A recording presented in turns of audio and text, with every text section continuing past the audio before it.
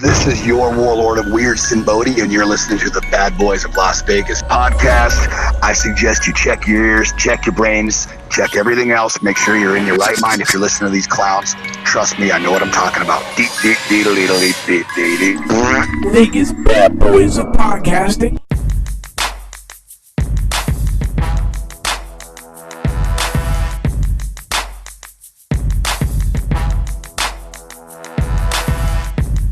Welcome to another edition of Vegas BadBoyz of podcasting. I'm your host, DJ Impact. I got some of the bad boys here with me, like Simon Street. What's up? Good. And Matt Michaels, how are you? I'm feeling pretty sinful today.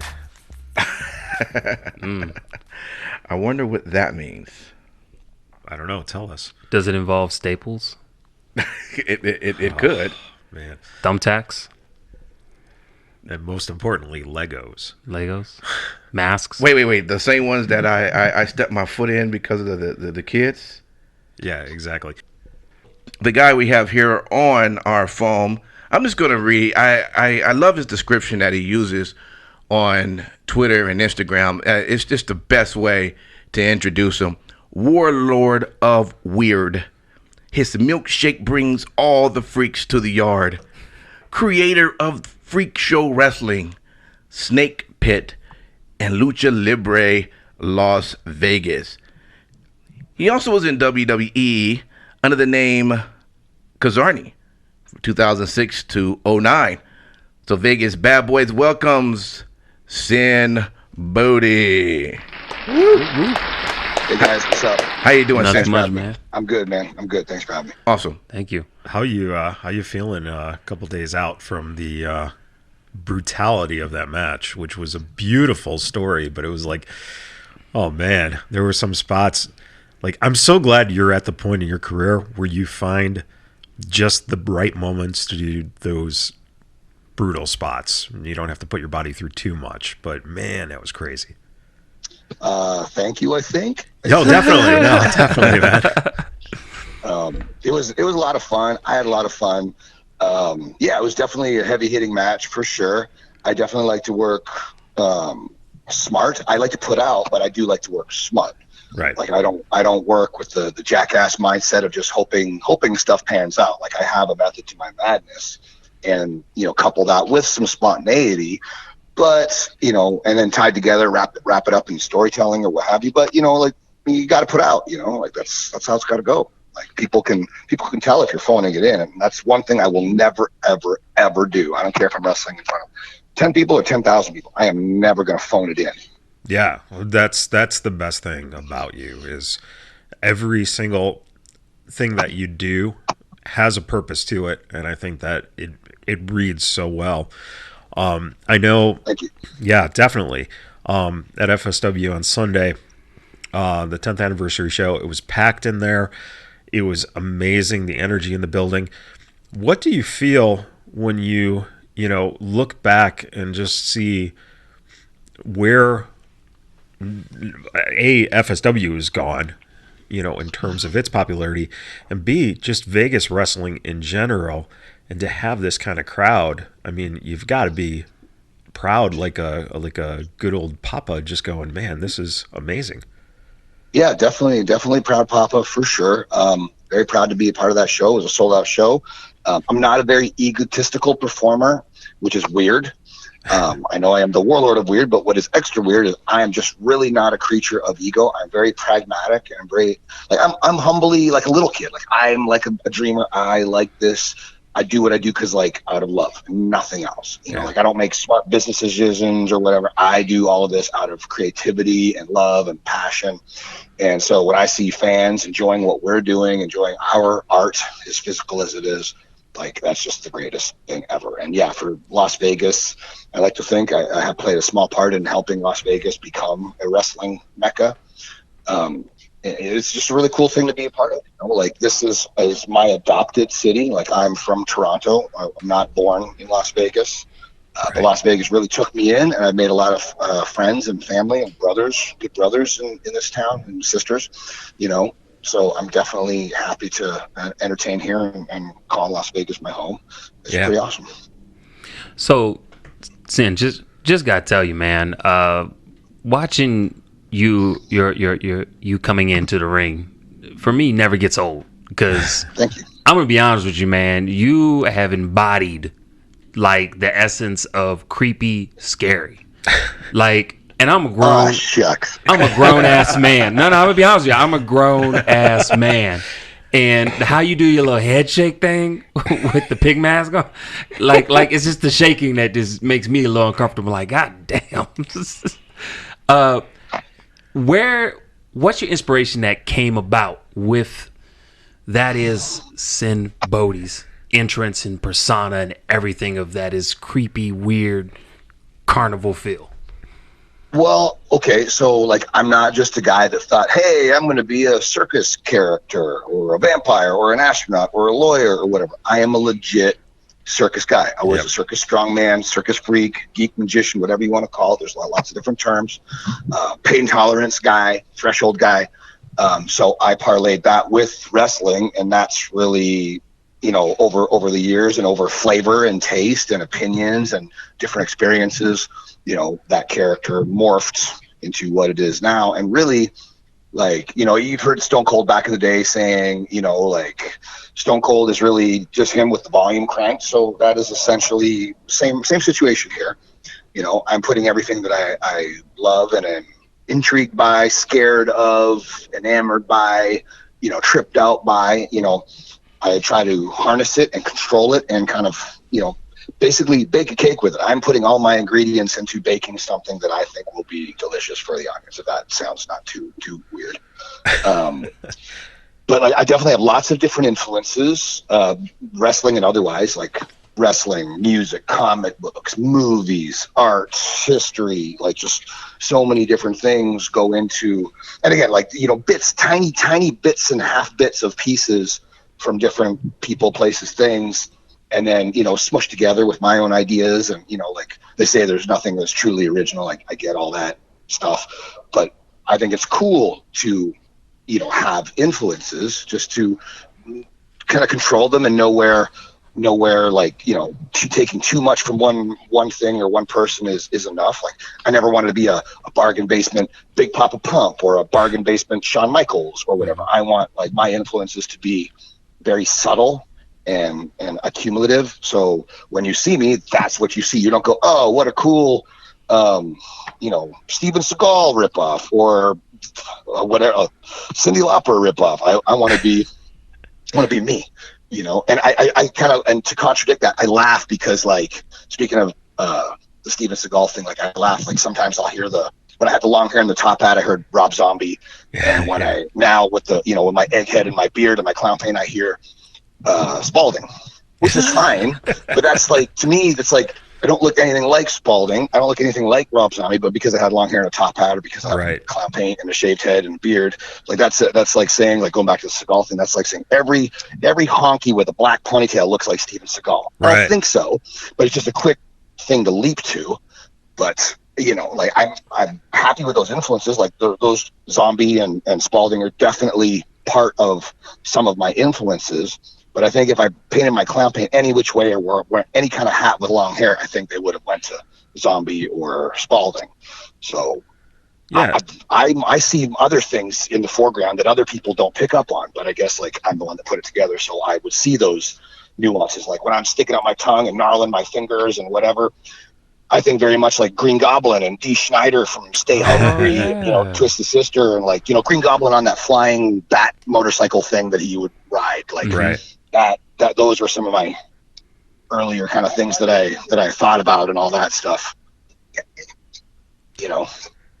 Well, that makes. I mean, I think that when you find subtleties like that and bring those little influences to a character, that's what completes a character. And the other thing too about that, like any good actor knows, you're always doing something with your character that is basically a secret that you don't reveal to the audience, which is great because those little nuances, you know what's going on, but the audience, if they're just being affected, it's a win.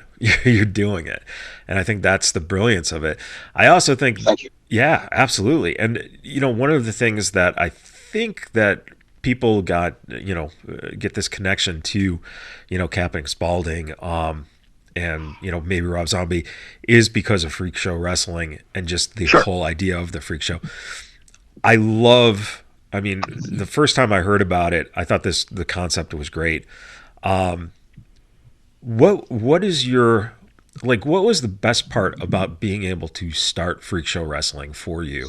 Was it working with certain people? Because you get to work with a member of GWAR, which is fucking amazing. You also got to bring in characters like Adolf Hitler, which is Kyle, how you doing? Yes. So, I mean, yeah, what is, because to me, that to me is my ideal dream world. Freak Show Wrestling encaptures everything that I think I've ever loved or hated in this world, brought together in a nice package. Well, you just sort of answered it right there. Dream world. I do what I want. My dreams, my playing field. I scribble and doodle the pictures I want to doodle. That I want to show people. So I think throughout wrestling, and I was always taught to be a good little soldier. So even if a promoter had an idea that I didn't overly think was brilliant, do what you're told, do it as best as you can. All that kind of stuff. Whereas Freak Show and the precursor to Freak Show, which was Dynamite Death Monkeys, which was a live stage show that was mostly sideshow, strung together with very wrestling character promo ideas, and we would finale with this very itchy and scratchy sort of avant-garde, scary, funny fight scene with scary, funny weapons. So it wasn't just as awesome as watching Sabu go through tables and chairs and stuff. I thought, well, that was Sabu's thing, Right. What would I do? I would always joke with Tommy Dreamer and tell him, you're not the innovator of violence. Tom and Jerry is, It's true. Watching them picking up knives and spoons and turning spaghetti strainers into army helmets and just, everything that Tom and Jerry would do, that was very influential to me. That's another weird influence that I don't think anybody would ever get a beat on. I have so many influences that are just tons and tons and tons that you might not ever notice or see, unless I literally was look right there, you'll see a little bit of this, look right there, you'll see a little bit of that. And so Freak Show is just a giant smorgasbord of all these different flavors and things that I liked, coupled with stuff that I thought was ridiculous about pro wrestling. Yeah. So it was funny, sexy, scary, holy shit, mixed with a farce. Sinn, one thing that I noticed whenever, I've seen you in matches, and I'm pretty sure I'm not the only person because I'm not the smartest guy in the world, just one of them. But me too, neither. But what I will tell you is I've noticed that you are very attention to detail, even down to we're talking about the match on Sunday. You always made it very apparent what was being brought out and the intention of how you were going to use it. Now, kind of a dumb question, but obviously that's something you planned. Do you think that is also a method to your method of madness and science when you are in the ring? Yeah, I think I'm a storyteller first and foremost. There's definitely moves that I like to do. There's definitely moves that I would like to do and don't do because of whatever reasons. Maybe, in some ways I'm very athletic and in some ways I am very not. So I am humbly pragmatic to be aware, to showcase my strengths and to hide my weaknesses. And I want to tell stories that is going to showcase both me and my opponent's strengths and diminish our weaknesses. I'm not a just get my shit in guy where we're just going to hit my usual spots. And I get so bored so quick. I always want to find new stories to tell. And yeah, I have a handful of, easy go-to spots. If I brain fart and want to do something, that's fine. But really for an overall story arc, I look at every match like a different movie. I don't want to watch the same movie twice. I don't like repetition. Yeah. I want to tell different stories. And I think, not that again, pro wrestling is subjective art. I'm not right or wrong because I've got more RBIs than the next guy. I've got more goals, more yards run. It's subjective art through and through. It's ice cream. It's all delicious, just different flavors, all that stuff. So instead of just, I'm going to hit this Hurricane Run, I'm going to hit this move, I'm going to hit that move, I just think, well, what do I want to do? Do I want to put this guy's leg in jeopardy? Do I want to put this guy's career in jeopardy? Do I want to put this guy's, he's got a wounded arm so he can't hit his certain fancy clothesline finish, or I don't know, whatever the situation calls for. Is there a lot of kids in the audience? Is it a PG audience? Is it a 21 plus audience? Right. Is it an audience full of drunk hipsters that just want to see crash and burn? Like what is in front of me? I don't pander to the audience, but I am aware of my audience. Like as an old school wrestler would say, I listen to the audience. Right. And I can, it's like a dog smelling fear. Like if I was to walk out in some of those silly things that I walk out in, if I wasn't buying it, I'd be dead in the water, because all the audience would sniff that and go, nope. But if I go out there, like you said, you're a grown ass man and you were kind of creeped out, like I got to go out there owning my shit. I've never, like anytime I've ever stopped to eyeball somebody that was running their mouth, as soon as I locked eyes with them, they would just start kind of shrinking. And like, I'm going to get my ass kicked this week for kind of saying that, for tempting Murphy's Law or whatever. But in 20 years of doing this, there's never been any man or beast that didn't back down when I looked at them. Hey, screw you, blah, blah, blah, blah, stupid. But as soon as I turn to them, they just wilt. Yeah, because you definitely have that embodiment of, this guy's going to take it to the end. Like there's no limit. And I think that is part of the creepy part that I see whenever you do your entrance and when you're, in the ring, is like there may not be a limit to what we've seen Absolutely you not. do. Absolutely not. Yeah, zero limits. And it's funny because I'm such a movie, TV show, cartoon, comic book dreamer. Like I lived in those things. I lived a very, very secluded childhood where like didn't get to play with all my buddies after school every day like most kids do. I got, trucked on a bus to this little country farm where I lived, so visiting and playing with my buddies was like maybe a once a week thing. It was like an ordeal. Like it was like for my parents that worked so much to like take me into town and let me have a sleepover or whatever I was doing. It was like an event, like kind of like once a week if I was lucky, kind of a thing. So I really just grew up with my head in the clouds, imagining all these things. Like I was kind of more like Jim Carrey from The Cable Guy. Like I grew up with TV shows and comic books and wrestling. And so that's kind of how my brain works. So when I tell these stories, I'm just so influenced by that stuff. And I just think like one of the stories, so many different influences, I could go into that for days, but like the one that I was going to let you guys know about is, and this was not even like, I wasn't even a kid. This was like, I don't know what year this movie came out in, but I want to say there's a movie, I want to say it was Gattaca. It was with Ethan Hawke. Yeah. Yep. And like, so there's all these like advanced super soldier guys and he's just this regular schmuck. Yeah. But he's so determined to, be amongst these like superheroes that he gives himself these like heightening surgeries that are brutally painful. He does all this stuff to himself to just keep up and just to, do his thing. And the thing that I'll never forget about that movie was, so people are like, how'd you get away with it? There's no way a normal guy could pull off what you pulled off amongst all these superheroes and blah, blah, blah, blah. And the character's answer blew my mind. And it stays with me to this day. It was like, all these guys as big and as jacked or whatever as they are and this and that and this and that, if they were going to swim out to the ocean to, go retrieve or whatever, or this or that or the other, they're going to leave enough juice to get back. They got to swim out there, but they got to have enough energy to swim back. He goes, I just went out there thinking I'm going to swim as far as I can swim. Yeah. I'm never going to look back. Yep. I'll worry about that when I get as far as I can go. That's how I think. Like, I just think there's guys that can jump higher. There's guys that have bigger muscles. There's guys that know more wrestling moves. But I'll compare creativity and I'll compare heart with anybody. I don't care if they're the giantest legend in the world. I'll compare heart and creativity toe-to-toe with anybody. Do you think when it comes to young wrestlers, I know you training wrestlers at FSW, we got to see firsthand, and it is one hell of an experience to be involved in your class watching the students, because the students really respect and listen to what you're saying, which is great. And you're also very, very interactive with allowing the students to give each other feedback, which is another plus. So if anyone's looking at going to wrestling school, I highly recommend FSW. I can't say enough about what I've actually seen and witnessed myself. Thanks, man. Absolutely.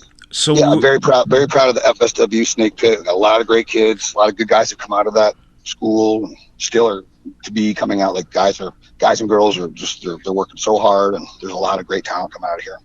And with that, do you think, as a young wrestler, as these young wrestlers are trying to discover personas and characters, do you think that sometimes in wrestling, kids are thinking too safe in terms of, I want to be a star, I see myself this way, I see myself that way, and they don't tend to embrace the fears that they actually have. And I think that sometimes if you explore that side of things that you're kind of uncomfortable with, you find characters that are way more interesting than just the old baby face, the old heel, the same old, same old. What do you do? You definitely got to step out of your comfort zone. Mm-hmm. I try to live my entire life out of my comfort zone. Like you have to step out. That's totally what you have to do. Like you can learn all the mechanics, you can learn psychology and this, that, and the other. You can be jacked, or you can be high flying, or you can be this, that, or the other. But you gotta take chances. Is there someone that stands out to you right now, or one or two people who are going along those lines and have that you've seen that you think have kind of found that in terms of finding characters that maybe when you first met the person, you saw something there, but you didn't see the full development yet? Anyone stick out in your mind as wrestlers who have kind of taken their careers and started to run with it? Tons, but if you want to narrow down, out of my school, on WWE, just in general, current guys just across the planet, like where you want me let's go with actual within the school, because I know that the Snake Pit's got some great talent. So and you've been doing it for a while. So who have you seen that really stand out to you as they get it, they're on their way? In the school, as far as guys that are on their way and that are getting it and are very talented and are willing to try different things, I'll go with Damian Drake. He just started with AAA, and he got that connection through FSW Snake Pit. Yep. And we cracked the door open for him, and he kicked it down. Yeah, all him. Yep. He's like this parkour genius. He's just got that Spider-Man-esque athleticism. Yes. He's very, very good, and he's at the beginning of his journey. Like can't be 3, 4, 5 years in tops. I don't know exactly what it's been, but I remember I coached his from his very first day, and he knocked it out of the park from his very first day. I put him through an old Ron Hutchinson drill to cap off his first day, which is called Pain, Torture, and Agony, what he actually named his book after. Wow. And wow. Damian Drake killed it, and I just knew. I was like, this kid's going to be something. Wow. That's pretty awesome. Yeah, I can't say enough good things about watching him, and I think that your development has definitely given him the right direction, because he's definitely a physical freak. He can do things that are just like, oh my God. And I'm not going to take credit for teaching him everything he knows. I taught him a good chunk. Right. But he's had D'Lo and Disco and Kenny, right, and just so many other dudes, Modest, other guys, different guys that have led him along. But I definitely like to think I contributed pretty well. And he brought talent and heart to the table. And between all of us, between Jake and between all of us, we can damn near teach you every trick in the book. We cannot teach you heart. You need to bring that to the table. So I'll go with Damian Drake on that one. So kind of going with speaking about heart, obviously you followed your heart throughout your career, and also your passion and not only giving back to the things that you love that inspired your life, but also like we're speaking of FSW and Snake Pit. Is there anything that you kind of think of if someone were to come in FSW and they had that same creativity, that same spark, but we're looking to do something similar creative that you have done with the Sinn Bodhi character? Do you think that that's something that would be a treat for you to encounter, or what are maybe some ways you would approach that if that individual was really just dead set on going in that direction like you did? I got no problems with that. I didn't invent being a clown. I didn't invent being a sideshow freak. I didn't invent being a monster or nothing like that.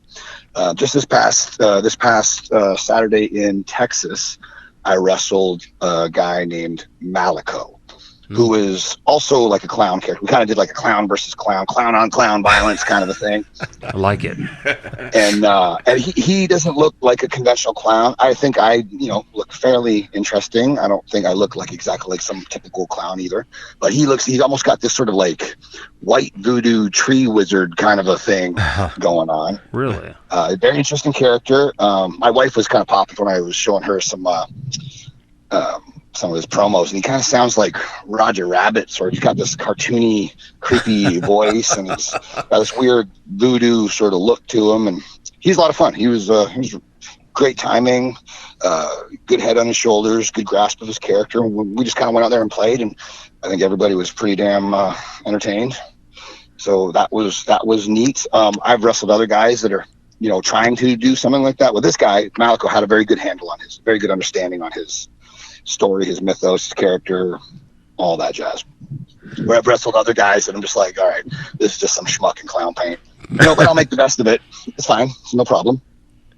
Other guys that are influenced, whether by me or by the same stuff that I was influenced by, like that's cool. Like Bray Wyatt keeps on coming up. Everybody keeps on bugging me about Bray Wyatt. Like, well, I don't mind that he took a whole bunch for me. Like it wasn't by accident. Like, we weren't two guys on separate sides of the planet where he just did accidentally stuff. Like from my mouth to his ears, he would ask me questions and I would be transparent and give him answers. And, he's been influenced. I'm kind of a little bit more, it's totally cool by me, but it would be nice for him to be like, yeah, Bodhi was a good influence for me. But when he tells everybody he came up with it by himself, that's kind of like, well, that's not true.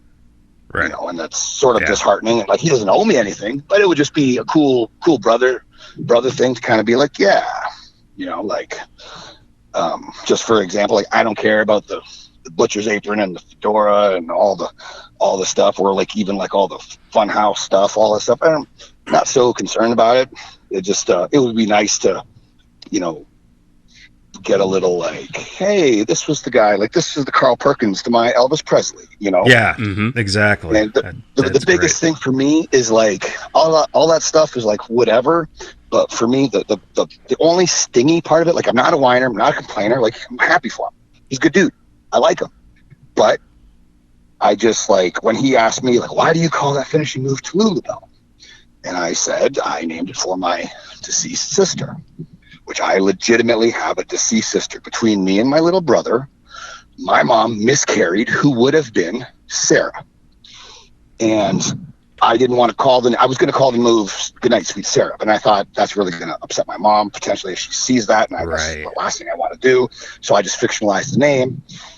And so, like, kind of, you saying, like, who's guys that, when you first met, you thought would really be something interesting. And when I met Bray, he was brand new, like we were at FCW. He didn't know anything about wrestling. He just got hired and he wanted to learn. He wasn't there just to phone it in. Like he really wanted to learn. He was creative and excited and passionate.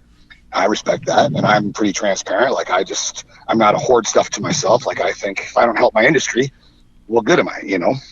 Yeah. So he asked me, why do you call that move Tallulah Bell? And I told him, and I've told this on many a podcast, like I never cared why you called a clothesline or a body slam a body slam. It was self-explanatory. Right. Why a DDT? Why Goodnight Irene? Did somebody kill some hooker named Irene? Like, why? What's the mythos? So Tallulah Bell, I named for my sister. And he said, my dead sister? And he said, why would you do that? And I said, well, her, just like my opponent, once I hit him with that move, they're not getting up. Yeah. And he just thought, man, that's really harsh. And I said, yeah, that's why I did it. And then when I got canned, then out came Abigail. Mm-hmm. So that's about the only thing that he's taken a lot of stuff that is so parallel, which is fine. That's just the only stingy part of what he has taken. And I don't even care that I'm happy that he's made, a good chunk of change off of doing what he does. That's great. It just would be, just to me, cool karma, cool brotherhood to be like, yeah, Bodhi was the dude that really influenced me. That would be nice. That'd be really fun. And too, like, and I don't like when I see guys like healing on him for copying me. Like, I don't put it over because like really don't need to pick a fight with a dude that's at the company I want to work with. Like, I would love to be, I did the guest coaching at the WWE Performance Center. I don't want to be a dickhead, and even if I'm right, I consider myself right, but I don't want to be like, I don't want to get all up in his face about artsy fartsy stuff. Like, this is bit like, I've taken stuff from Cowboy Bob, stuff from Green Goblin, stuff from Joker, stuff from Undertaker, stuff from Doink, stuff from Jake, stuff from D. Schneider, like, so I'm happy to put over where I got it, but I don't know them anything and they don't know me anything. That's how I kind of feel about Bray. I just think it would be cool. It would be just good brotherhood again.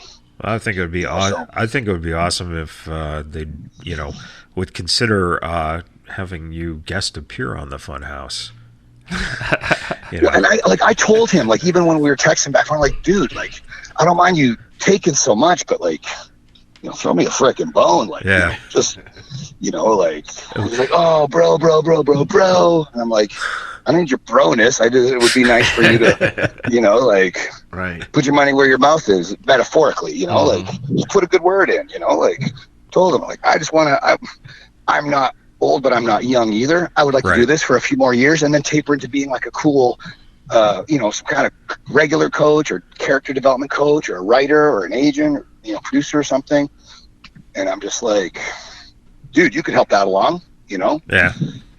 So again, I really don't want to pick a fight with a guy that's a top guy at a company that I want to be at, because that's never going to work out well, Right. Like, I'm a team player. I like to be a team player, and I'm happy for him and anybody else that is successful doing this. Like, I would just like to fit in somewhere along the way. Yeah. Jake was always like so funny about it. He's like, brother, you're ahead of your time. And I'm like, all that means is I'm going to die poor. I could very imagine him saying that. Oh, dude. Yeah, like, it's funny. Like, so if you do all the DNA, all that stuff, like, my great uncle is Nikola Tesla. No shit. So, yeah. So if he invented electricity and I invented Freakshow Wrestling, I guess one of us is a genius. One of us fell short.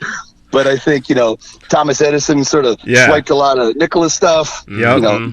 Bray might have Edison to me a little bit, and it's cool. But I would I would like to be there to help, develop and create for the next generation. Like, when I did the coaching spot, I was tickled pink. Like, I felt like a little kid in a candy store all week. Like, it was so cool. And having like the young talent, like, opening up their minds and listening, and just, you could see light bulbs going off as I was telling them stuff. It was just such a great feeling. And again, like, I'm not old, but I'm not young either. So I think if I could transplant my brain into some of these young dudes' bodies, like some of these dudes, there's guys there that are like 6'5", 7 foot, 7'5". Like, there's superheroes in that facility. Like, there's giants. Like, again, I'm just shy of 6'2", 230 pounds. I felt like a midget. Yeah. Yeah.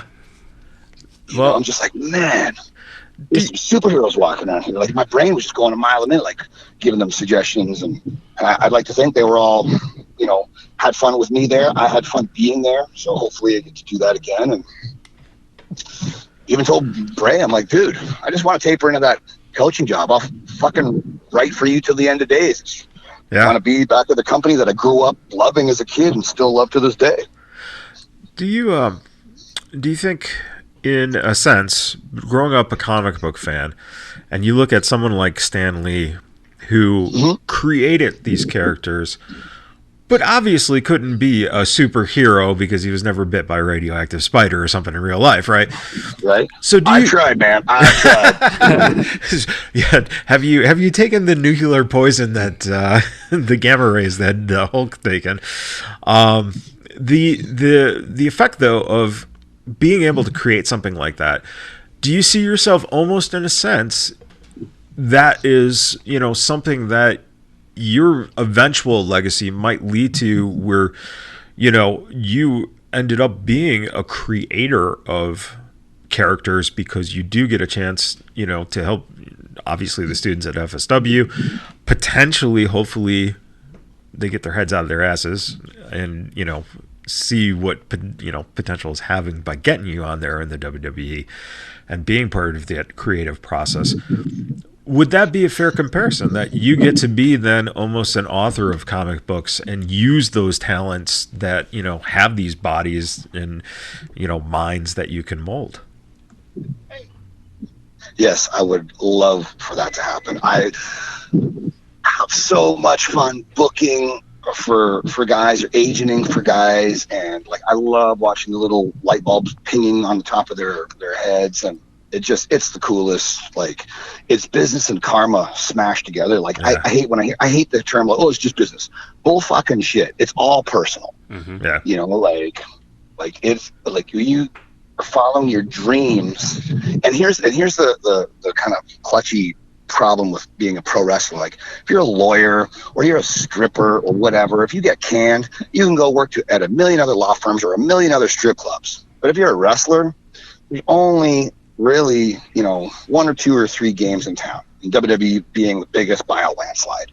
So like, if somebody decides to kind of clip your wings, you're kind of euchred, And yeah. I've been lucky enough to we were having this discussion earlier, me and D'Lo, about like the term journeyman. Like, some guys use that as a derogatory term. Right. I kind of don't. Like I love entertaining humans. I think, putting smiles on the real life humans, like the ones that are working the fryer, working the drive-through, single mom waitresses, cancer researchers, tow truck drivers, every real human. It's our privilege as a performer to put smiles on those people's faces.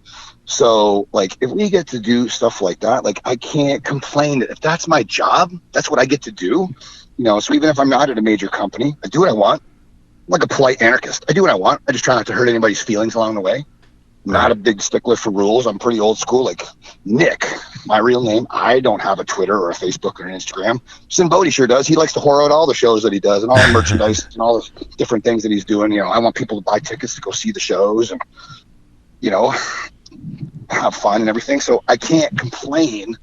Even when I'm feeling artsy and, oh, what was me or whatever, like, I'm not a complainer. I have the fucking greatest life ever. I get to travel the world and entertain people. And that's, to quote Steve Austin, that's the bottom line. So, Sinn, you speak about, Sinn Bodhi, and you speak about yourself. Do you ever have those moments that, a lot of wrestlers talk about where, the lines get blurred in sometimes, or are you able to keep an even balance, or, or maybe are there certain scenarios to where sometimes, Sinn comes out? It just does, The lines are definitely blurred, but I am healthily aware. Okay. So, like, I'll give you 2 giant opposite examples from 2 of my closest earthlings. So Edge, Adam, is very adamant on Edge and Adam being 2 very different creatures. Jake the Snake and Aurelian Smith, on the other hand, it's sort of like 99-1. He's Jake 99% of the time, and you get the 1% of Aurelian. Where me, I'm somewhere in the middle. Hey, speaking of dudes, I was putting you over on this podcast that I'm doing right this second. I just gave Damian Drake a hug. Oh, hey! Tell him it's us. Put you over, so you owe me a donut or some cotton candy or something. Not telling. Tell him it's the Vegas BadBoyz. It's the Vegas BadBoyz, guys. Yes. There you have it. There's your quote. Sweet, unquote, quote from Damian Drake.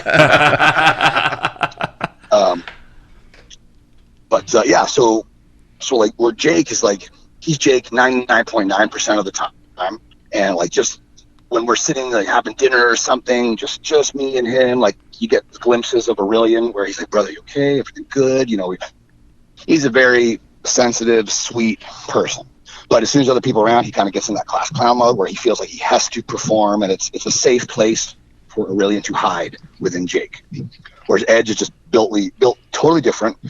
He's very adamant of like Adam versus Edge and all that kind of stuff. Me, somewhere in the middle, maybe not 50-50, but maybe I'll go, I don't know, 70-30-ish, like Milk and cheese don't agree with Nick's stomach. Nick has bills to pay. Nick had to deal with getting his green card. Nick had a flat tire. Nick had, car problems, and it cost, a few bucks, and this and that and this and that. Nick doesn't get to see his parents a whole lot because they're a 50-hour car ride north of where I live and stuff. Whereas Sinn, he gets to eat fire and bang, bendy clown girls and kick midgets and, just do the funnest thing. He gets to travel the world and do all sorts of crazy stuff, So I can appreciate there is a safe, fun place in that character. And again, Airport Nest says that, if I'm walking through the airport and people go, whether they know me or whether they just go, what are you? Then that is a safe place to sort of be as far as like having like a force field around you. Right. Don't really see a whole lot of guys messing with me. I'm not Chuck Norris by any means, but I think when I walk around, I don't look like somebody you want to mug, So I think that sort of like that exterior kind of is a privacy force field, a safety force field or whatever, where Nick, he could be the one that gets, butthurt about something or something's kind of bugging him or this or that, where, Sinn is, pretty fearless, pretty painless. Like Nick would be like, you want me to what? Go through tacks and tables and Legos and are you out of your freaking mind? Where Sinn Bodhi is kind of like, yeah, bring that shit, throw some Jello and some cotton candy in there too, So it's just a funner, safer place to be sometimes. So I don't know, like if that answers your question in any kind of weird artsy fartsy way. I don't know. No, that was a perfect gust of artsy fartsy explanation off of that. But what I will ask you with the next question is, speaking of that, I to be honest with you, man, that would make for a perfect horror movie or comic, just character wise in general. Have you thought about down the road maybe getting involved in maybe doing that? Well, wait a minute. You're talking to the man who was the Zombie King. I know. It's called segueing. The people are listening who don't know that, you can allude that. But thank you. I've done some horror movie stuff, some stunt work in horror movies. I literally last week. I've worked off and on for years with Full Moon, who does like all like the the Puppet Master movies and all those different crazy sort of like kind of cult classic horror movies and stuff. And we just filmed something called Halloween Night, which I have like a cameo as me in the movie where I'm beating the crap out of actually another one of the wrestling students from FSW who is one of the managers who we taught to take really fun sort of like very Bobby Heenan-esque kind of bumps and how to be a really hands-on manager. Oh, please, I think it's very. Please say it's Primo. Bobby Beamers. Oh, Beamers. Okay. Yeah. Sure. And so I think, and Primo is awesome too, by the way. Like both of those guys in different ways in different spots. Like we really taught to be hands-on managers, like very practical managers, because I think you can only stand there in a sparkly suit for so long before you need to be instrumental. Yeah. So I would always show guys how to, when to get big, when to get small, when to do this, when to do that, and all these things. Like, you're not just to be a manager isn't just to stand there in a sparkly suit. Like you have to know your shit. And so Bobby, being a smaller guy, we showed him a lot of kind of fling you around spots. Like he's that little weaselly Don Knotts kind of a character. Yeah. He's begging to get flung, and flung indeed he got. So it was fun ping-ponging him all around the Artisan when we were shooting that movie last week. So I'm looking forward to seeing that. But as far as like a Sinn Bodhi movie, is that what you mean? Like a documentary kind of a thing or something? I would say even to the point of, if you had the opportunity to come out with a movie that is pretty much a reflection or is close to the likeness of the Sinn Bodhi character, and how, the way I pictured it is exactly how you described it. You have a man who's fighting inner demons of himself, and maybe the backstory could be how this kid, always kind of kept the beast from within, and then it leashes out. And that's a storyline that's probably been done in many horror movies, but I could just see it and visualize it with you, and it really, honestly, would go to see that movie immediately. Thanks, man. Well, hopefully, if there's any movie producers listening to the podcast, I'm down to talk. But I've actually written like different scripts. Like, I mean, I'm an artsy guy, so writing, drawing, like thinking of characters and storylines and that kind of stuff. I've definitely done that. And weirdly, that you actually say that again. Last week when we filmed that Halloween night, I reconnected with another producer friend of mine who does a lot of the horror movies and stuff, and I gave him a script couple of years back, and he was just like, I've had that script in my brain. I really want to do it. Would you still be interested in doing it? And I said, yes, I would. And it doesn't have my character per se, but there is a villain that is definitely close to my heart, and definitely that I wrote thinking not so much about myself, but I was definitely a piece of that character. And the story is really ridiculous, and it involves lots of like cameos from wrestlers and guys that would definitely be involved and that I've talked to. Hey, if I get this off the ground, would you guys want to do this? And so many different wrestlers. And what it is, the long and short is like these evil babies get unleashed by this evil character, the Sinn character, and they kill all the superheroes. And then the government realizes, well, crap, we've got to do something before these babies like overrun the whole world. So kind of like Armageddon, how they got all these different dudes to destroy the asteroid before it killed the world. So they're gonna prison release like all these supervillains, and they're going to be the new heroes in exchange for freedom, but they got to defend against this evil dude with all these evil babies running around. It's kind of like a comedy horror thing, Dude, but as far as a serious one, I would definitely be down to do like a serious one. But well, I tell you what, I'm going to send as much energy as possible into making that into reality. The only thing that if you need an extra person to be a victim, that is a small dream of mine, is I want to be in a horror movie and be killed in the most gruesome way. I'd be happy to kill you. All right, there you go. I'm down 100%. Actually, it's funny that you're saying that about like, thinking about like character stuff and like the the guy kind of holding the monster within and all that stuff. Like I thought like that from the start for, almost like character is almost like a weird kind of cliche word, but for lack of a better term, character, because I think if you have such a close to the heart character that it is sometimes hard to differentiate. You put so much of yourself into it. Like when I got released from WWE, I knew I was going to do a lot of media and stuff like that, like, plugging indie dates and this and that. I thought, well, just with the landscape, it changed a little bit since when I started, where guys were kind of just cutting these wrestling promos and that sort of thing. I thought, well, being this freakier dude, I don't want to just talk like Nick and talk like all nicey nice and just explain stuff with like brutal, open, honest kayfabe and stuff. And I didn't want to do this growly, I'm going to get you brother kind of promo either. I thought, well, I'm going to talk to them about real life stuff, but I would just, that is harsh, or, this, that, or the other thing, but stuff that definitely influenced me, or what might have influenced me, inadvertently.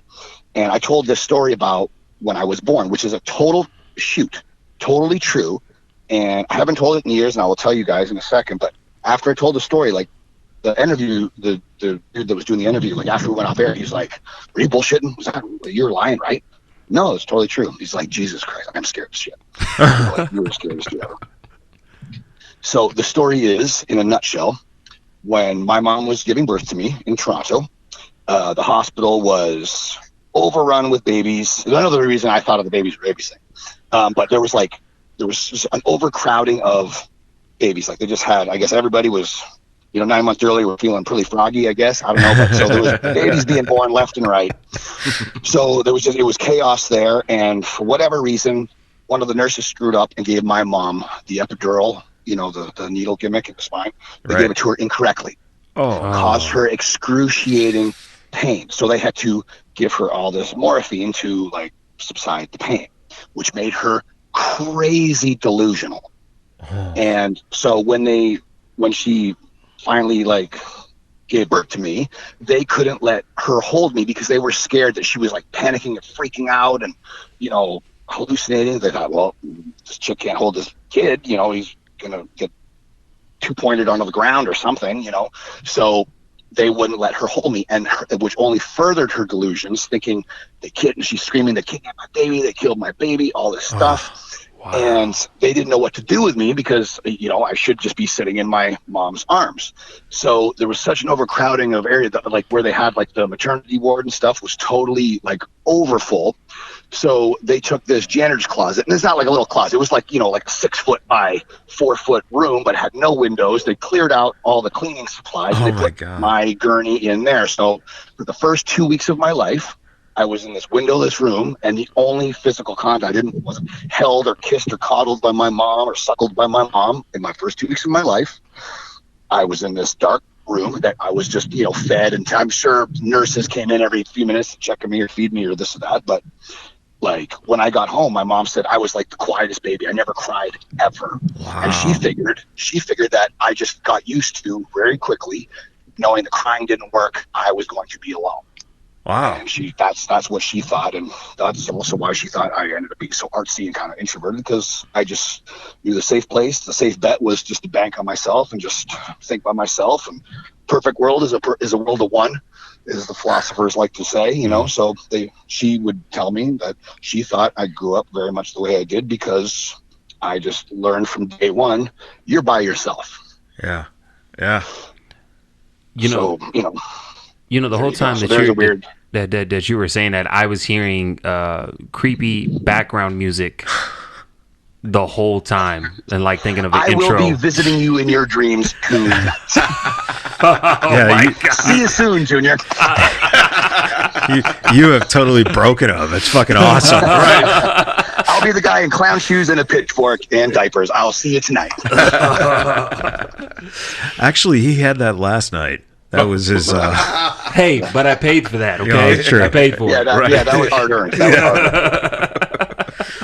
But the stories like that is definitely what I like. So obviously, I was a newborn. I do not remember that like consciously, but I guess, maybe between her telling me this and between, subconscious, this and that or whatever. So I just thought, these life experiences and these life stories to apply to a character that would make that character sound pretty daunting and stuff. But those are drawn from real life. So, that's what I think makes it a little extra creepy, a little extra organic and so forth. And I think that's what a good character needs is a dose of organicness.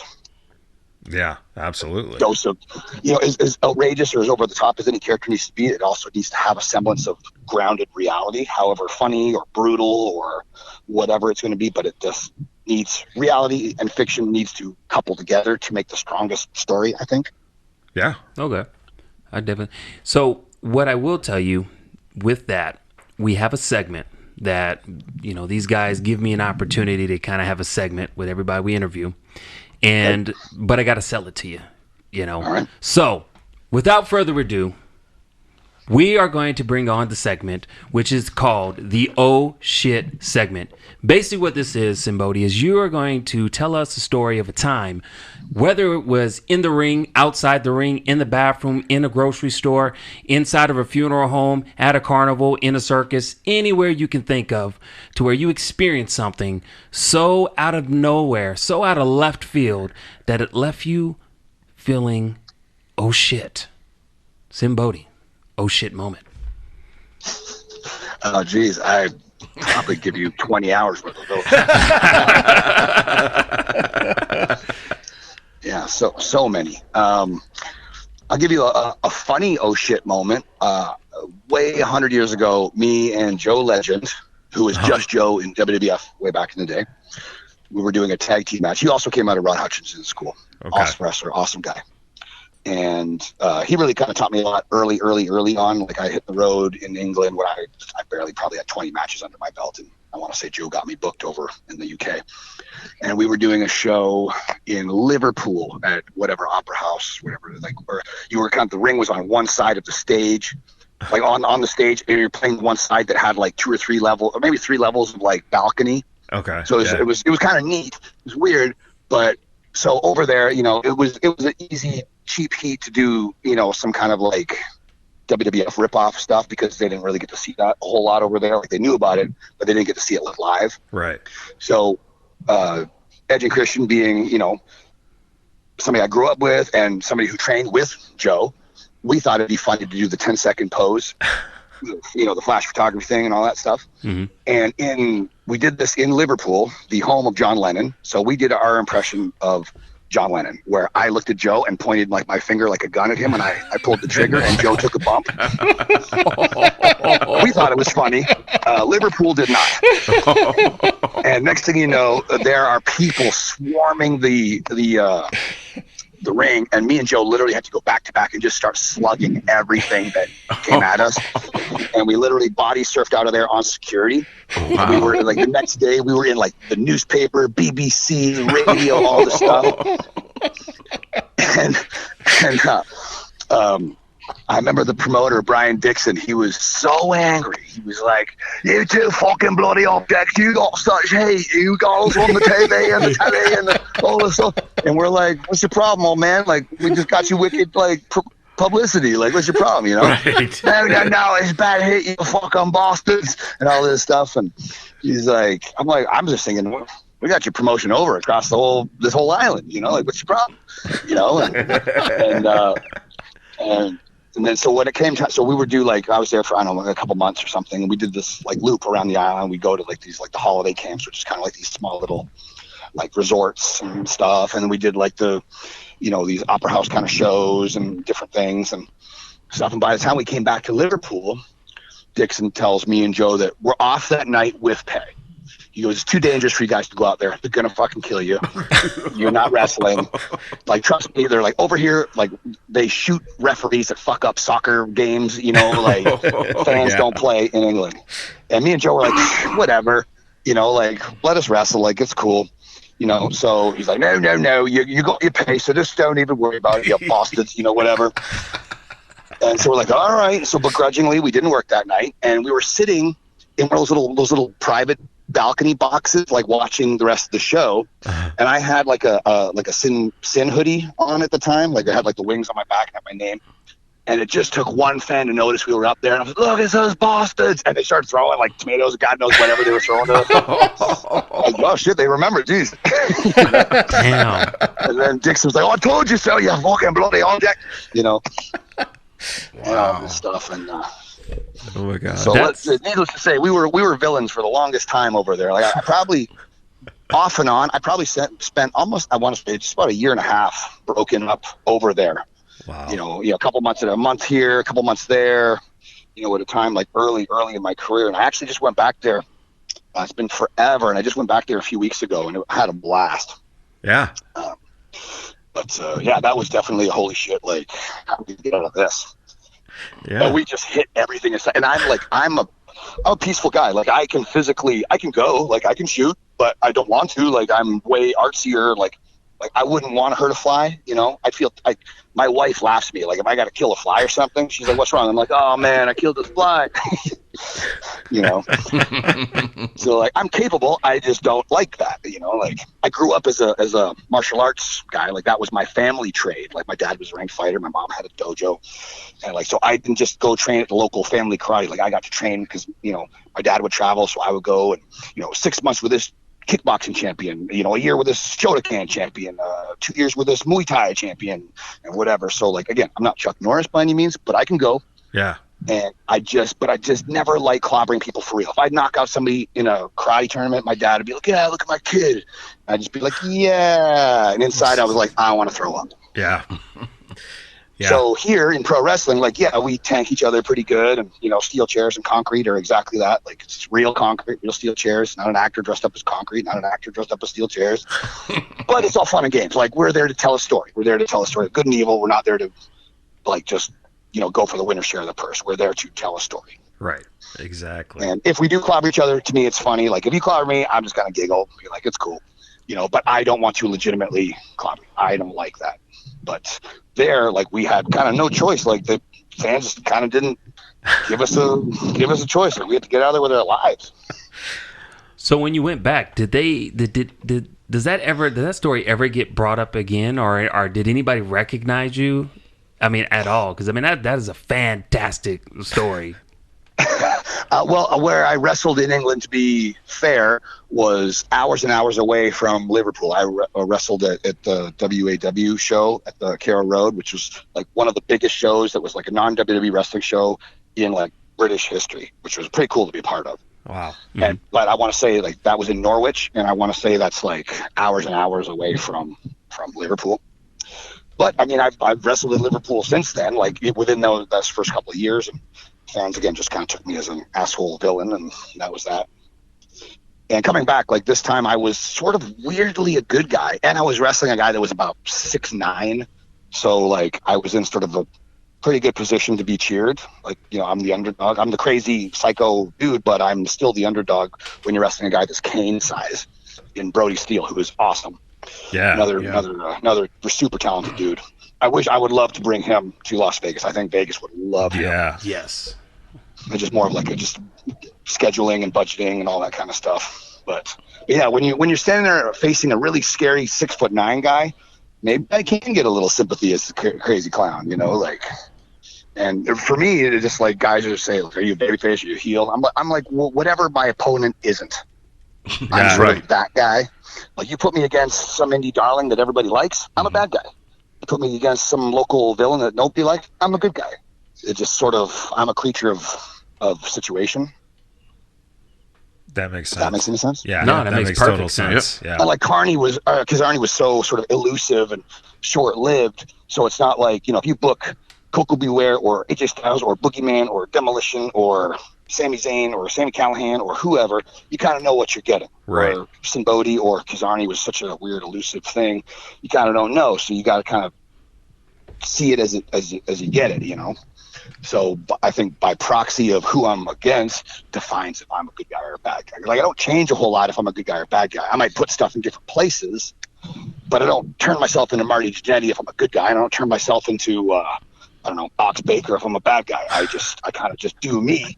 But, you know, there's ways of putting stuff in different places to tell the right story. So, which is amazing because you're almost kind of like the dark. Because, you know, I remember those times I used to be terrified of the dark as a little kid. My parents say, "Oh, well, there's nothing that can hurt you in the dark." And I'm thinking in my head, there is. But is there?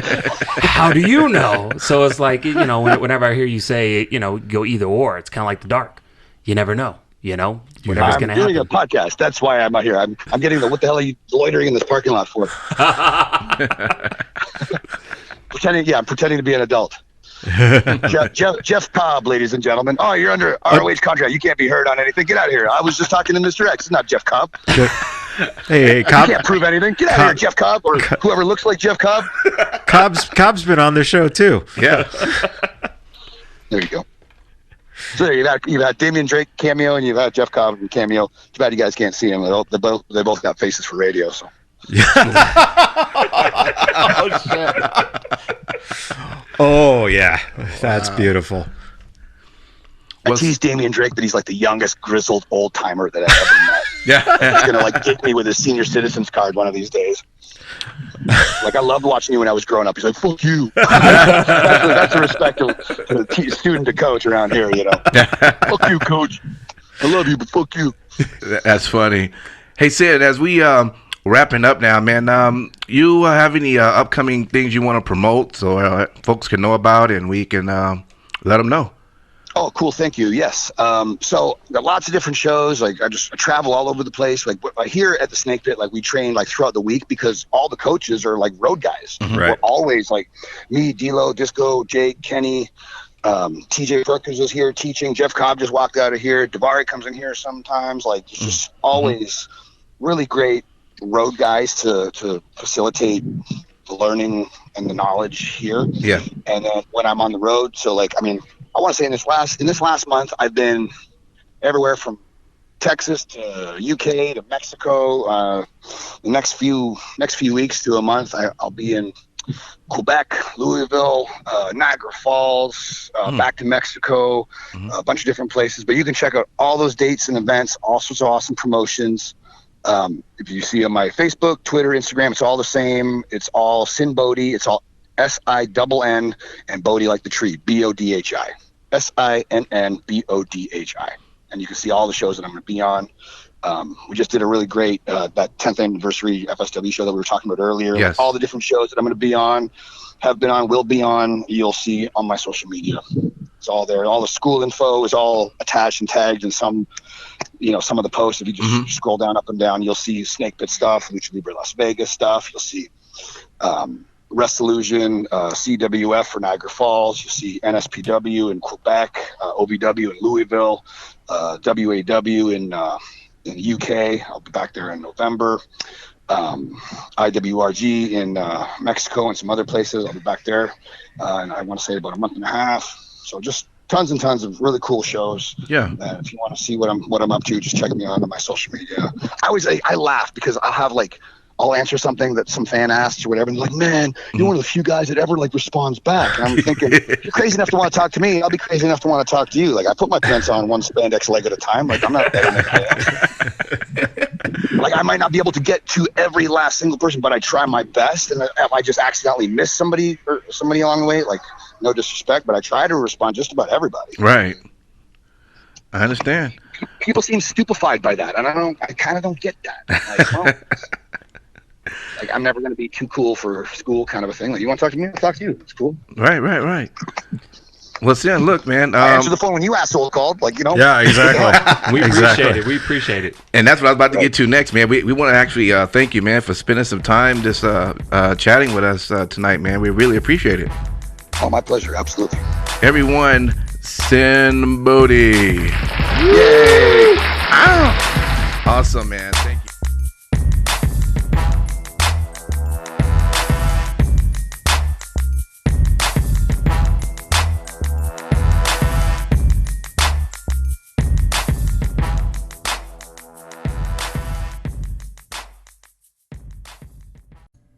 Thank you so much for checking out that video. If you liked what we did there, make sure you hit that like button. If you're new here, slap that subscribe button and ring the bell.